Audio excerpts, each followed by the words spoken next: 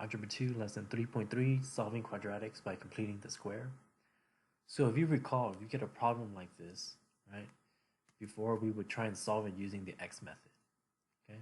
So 1 is our a, -1 is our b, our c is -3, right?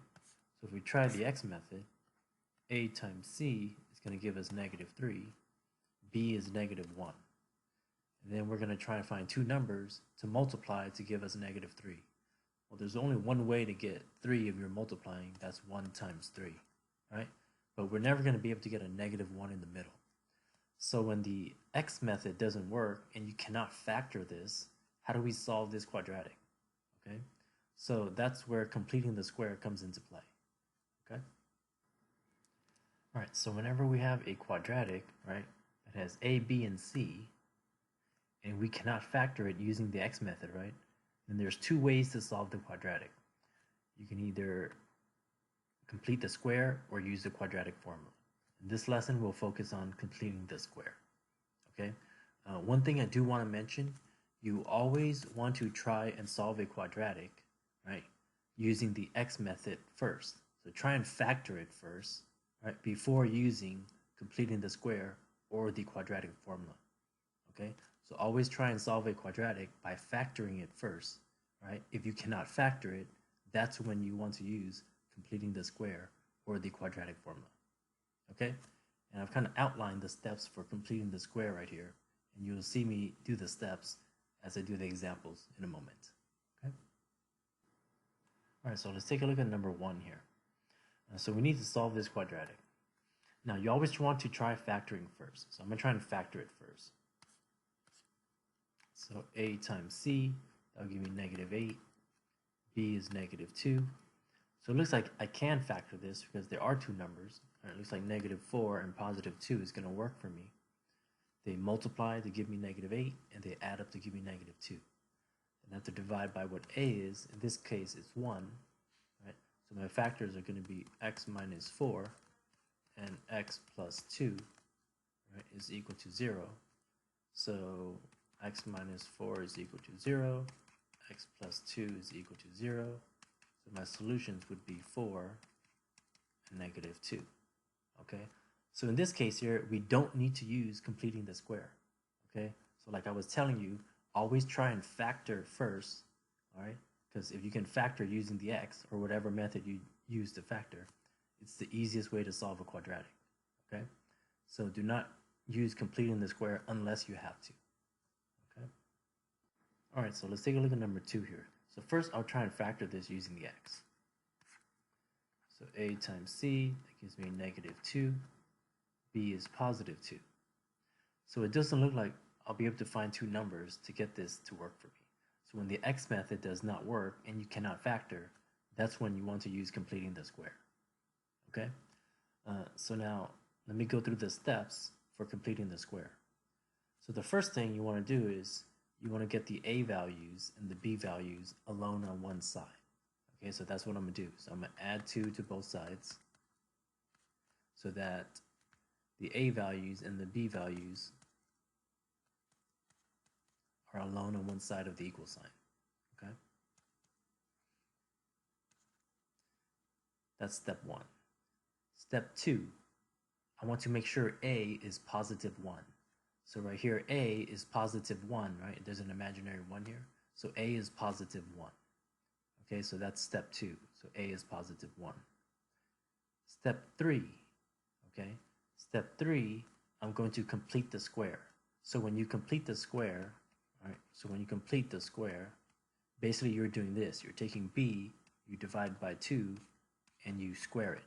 This step here, right, is called completing the square. Okay, so I'm going to do this now. So I'm going to take b is 2, divide by 2, and I'm going to square it. So when I work this out, I get +1. So whatever this is what I'm going to add to both sides of the equal sign. Okay, so I'm going to add 1 to both sides. When I do this, what happens is it makes this quadratic factorable now. I can factor this quadratic. So what's going to happen is you're going to notice there's a pattern. So the pattern is this.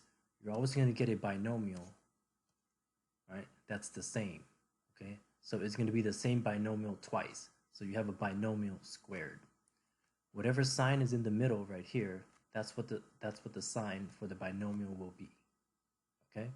Now to find out what goes in these spots, right? So if you have x squared, well, what squared will give you x squared? X. If you have positive 1 here, what squared will give you positive 1? 1. Okay, so that's kind of the pattern, right, to factor this trinomial after you've completed the square. And 2 plus 1 is 3. All right, now the last step is we're just going to solve for x. So you have to do the work to solve for x. So we need to get rid of this exponent here. So to get rid of the exponent, what we're going to do, we're going to square root both sides, right? Square root both sides. So that way these cancel each other out. You get x plus 1 is going to equal, don't forget the plus minus because we square rooted both sides. And then we want x alone, so you're going to minus 1 on both sides. So your final answer will be negative 1 plus or minus square root 3. Okay? All right, so let's take a look at another example here. So once again, remember we always want to try the x first. Right? So if I try and do the x here, a times c is 6. I'm trying to get a negative 4. So are there any numbers that are going to work for me? Well, there's only two ways to get 6 if you're multiplying 1 times 6 or 2 times 3. It doesn't look like we'll ever be able to get a 4 right in the middle here. So the x doesn't work. So we need to do completing the square then. Right? So remember step 1, I need to get a and b alone. So I minus 6 on both sides. So I'll end up with x squared minus 4x is equal to negative 6, right? That's step 1. Step 2, check to see if a is positive 1. A is positive 1, so step 2, right? Our requirement for step 2 is met, okay? Go to step 3. Step 3, we're going to complete the square, all right? So that means that's when you take b, you divide by 2, and you square it. Right? This is called completing the square. So b is negative 4, we divide by 2, we square it. Well, this is going to give us positive 4. Right? So what that means is whatever this number is, that's what we're going to add to both sides. And like I said before, when you factor this trinomial now, it's going to be a pattern. Whatever sign is in the middle is going to go here in the binomial. And remember, you're always going to get, right, the binomial squared because it's going to be the same. And then, so what squared is going to give us x squared? X. What squared is going to give us 4? 2. Okay. And then this will give us negative 2 on this side. Then we need to solve for x, so we're going to square root both sides to get rid of the exponent. We get x minus 2 is equal to plus or minus. Now you notice here we have a negative inside a radical. That's when we have to use the I to make this number inside here positive, right? Then we just add 2 to both sides. So x is going to equal 2 plus or minus I square root 2. Okay? All right, so let's take a look at example 3 here, or sorry, example 4, right? So first we'll try to factor it. So a times c is negative 3. We're trying to get positive 6. So there's no way this is going to work, right? There's no numbers that are going to multiply to give us 3, and they'll add up to give us 6. So we're going to have to complete the square, okay? So once again, step 1, you want to get a and b alone. So I'm going to add 1 to both sides, right? So that way a and b is alone.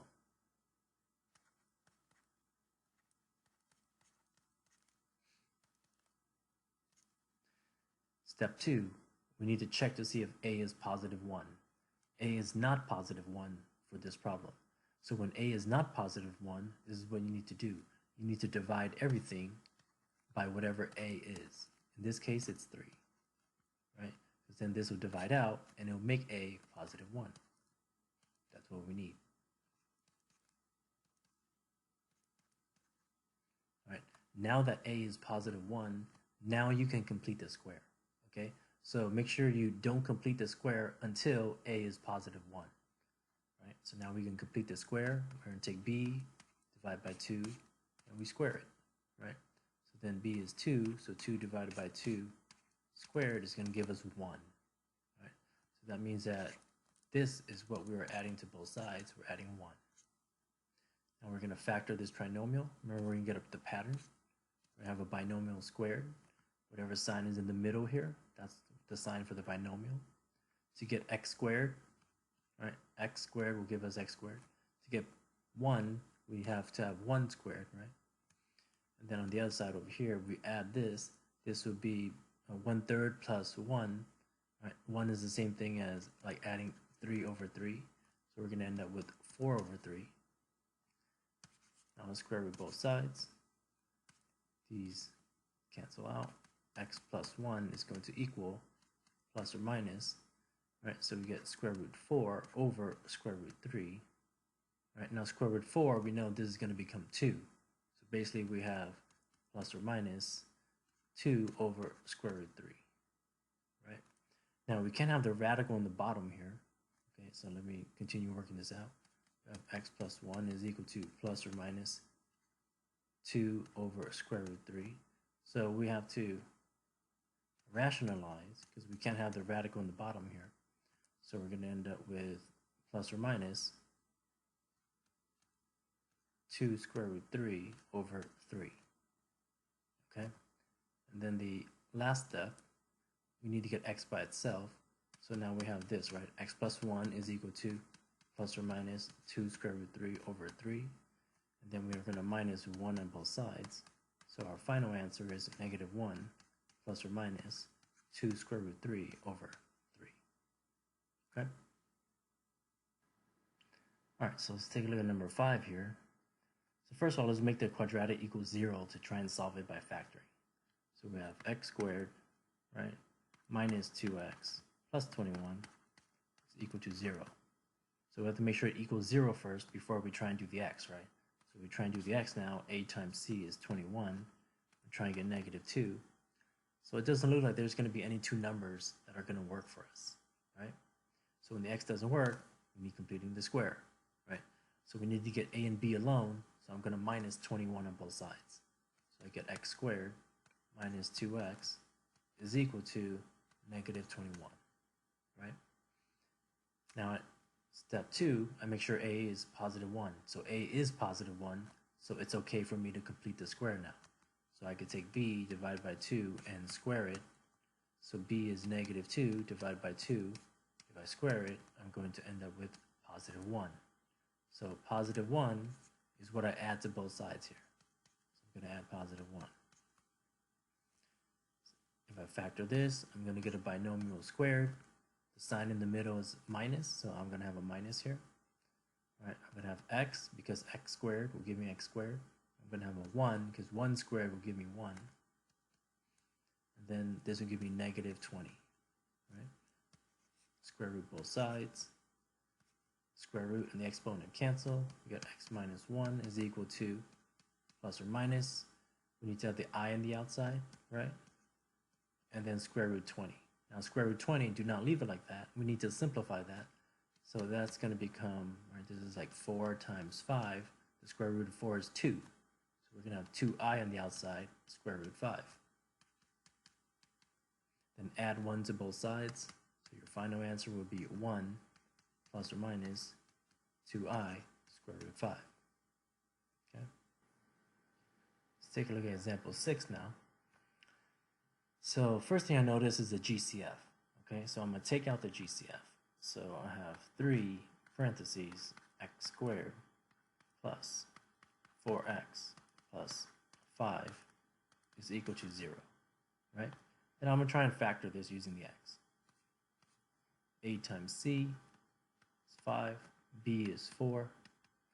So it doesn't look like any two numbers are going to work for us, right? There's only one way to get 5, that's 1 times 5. And I'm not going to be able to get a 4 in the middle, okay? So the x doesn't work. So since the x doesn't work, I'm going to solve it by completing the square, okay? Now, here's one thing that you should notice, right? Now, I'm not going to want to use the original problem right here, because if I have this right here already, I notice that if I divide by 3, it'll get rid of this 3 outside here, right? Those are divide out. 0 divided by 3 is still 0. So this problem is really just x squared plus 4x plus 5 is equal to 0, right? So I'm going to use this problem to complete the square instead because the numbers are smaller and a is already positive 1. Okay, now can you use the original problem to complete the square? That's perfectly fine. There's nothing wrong with that. Right? I'm just showing you this is just another option to kind of have easier numbers to work with, and a is already positive 1. Okay, so I'm going to get a and b alone, so I'm going to have x squared plus 4x is equal to negative 5. Right? Then a is already positive 1, so I can complete the square. So I can take b divided by 2 and square it. So that's 4 divided by 2, I square it, that's going to leave me with 4. Okay, so that means 4 is what I'm going to add to both sides here. So plus 4, plus 4. So if I factor this, I'm going to end up with a binomial squared. The sign in the middle is a plus, so I'm going to have a plus here. To get x squared, it's going to be x. To get 4, it's going to be 2 squared, right? Now negative 5 plus 4, that's negative 1. Square root both sides. So the exponent and the radical cancel each other. We get x plus 2 is equal to plus or minus square root of negative 1. If you recall that definition, that's I, right? Minus 2 on both sides. So your final answer is negative 2 plus or minus I. Okay? All right, so let's take a look at example 7 here. So I don't see a GCF, so let's try and factor it using the x first. A times c is 6. I'm trying to get a positive 12, right? So there's no way for me to get this 12, so I know that the x doesn't work. So let's go to completing the square. I'm going to minus 3 on both sides to get the a and the b alone, right? So I have 2x squared plus 12x is equal to negative 3, right? Now a is not positive 1 yet, so I need to divide everything by 2 to make a positive 1, okay? So then that's going to give me x squared plus 6x is equal to negative 3 over 2, right? So now that a is positive 1, I can complete the square. I can take b divided by 2 and square it. So b is 6 divided by 2 squared, that gives me 9, right? So that tells me that I'm going to add 9 to both sides here.